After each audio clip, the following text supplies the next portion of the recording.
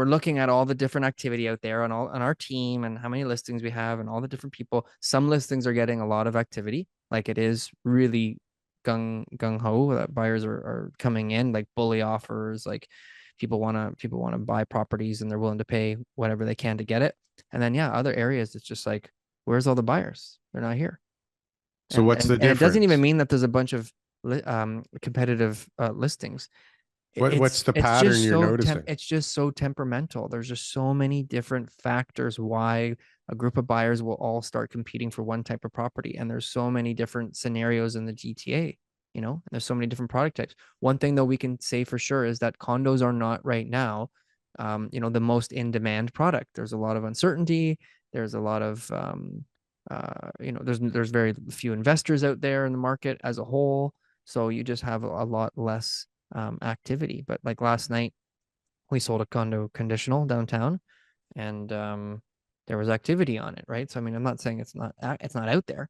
There's lots of. What was the price in relation to peak there? That's a good question.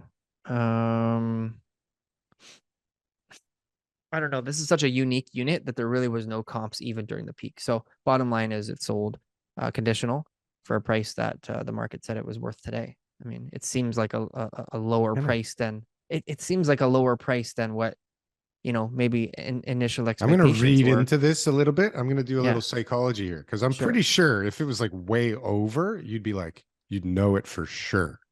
Way over peak. Like peak, yeah. You'd be like, oh It's my God, I sold this thing for so much okay. over peak. So And it was do like I think it's unreal. It under was a peak? TK Yes. special. Under It's under peak. peak. Okay, here Yeah, we it's go. under peak. Yeah, it's under peak. Yeah, for Um, sure, right? but just a unique unit. I mean, it's a big unit and it's got a big maintenance fee and it's Big got maintenance fees. yeah, Ah, and it's got you so know needs dumb. renovations and all that kind of stuff too, right? So This model is just like, so doesn't make sense. what's interesting though about the maintenance fee, because I was speaking to the owner who was on the condo board, and Interesting about a apparently, maintenance fee. yeah, well, how do the maintenance fees work? How are maintenance fees broken down, Depends on the building. right? So that's a great answer, Joe. But you'd always think that they'd be based off of square footage, and it would be like, you know, a price per square foot. So you'd Oh, say, well, isn't everybody's it? going to be at 65 cents. Not in this building. So however they decided when the time came, Not there's a in this big building. fluctuation in um in maintenance price per square foot. Maintenance fees price per square foot. Fine.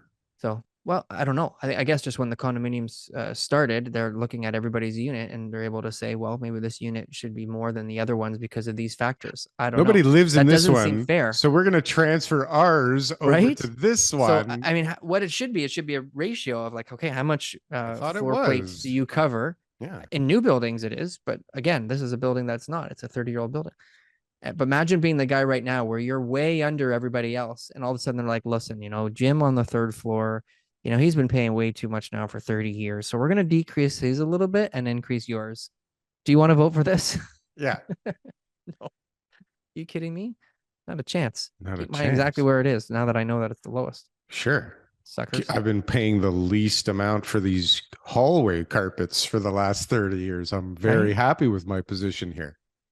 Old condos are just tough. I mean, in BC they have a lot of issues because the Condominium Act over there doesn't have that same protection for reserve funds, and so they have to get.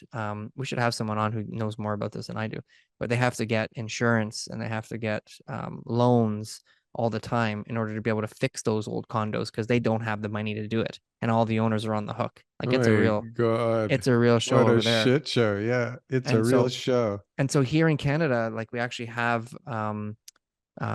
the Condominium Act, which protects in Canada. In Ontario, we have the Condominium Act that protects the homeowners because there's certain rules that have to be followed in order to be able to make sure that the reserve fund is adequate right from the get-go when the condominium corporation is registered, right? And there's going to be certain things that need to be done in order to be able to, you know, maintain that. And as far as I know, special assessments are pretty rare, but for the most part, they're either from just like poor management, which, you know, there could be all sorts of reasons, theft or just stupidity, Yeah. or unexpected expenses, which is Fraud, a little bit common. of fraud, a A little bit little of bit of fraud. my buddy does sprinklers, by the way. So we need, $500,000 sprinkler Maintenance check. Yeah. Everybody approve?